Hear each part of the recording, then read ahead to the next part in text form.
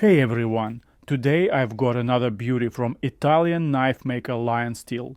This is the SR22 and it's a bit of a different beast.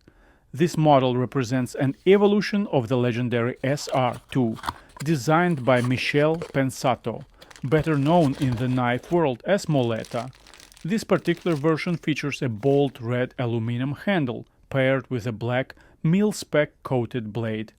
The handle is machined from a single block of Ergal aluminum using LionSteel's exclusive solid technology for DCNC machining that maximizes strength while keeping weight down. At just over 5 ounces, this thing disappears in your pocket. Let's talk steel. You're looking at Sleipner, a high-performance German tool steel known for excellent edge retention and solid toughness.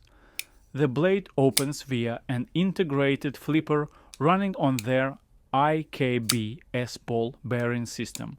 Super smooth deployment. One feature I really appreciate is the Rotoblock safety system. It physically locks the frame lock in place, so there's zero chance of accidental blade closure during hard use. The reversible deep carry clip is ambidextrous. The clip mounting screw doubles as a tungsten carbide glass breaker. Thoughtful detail for an EDC knife.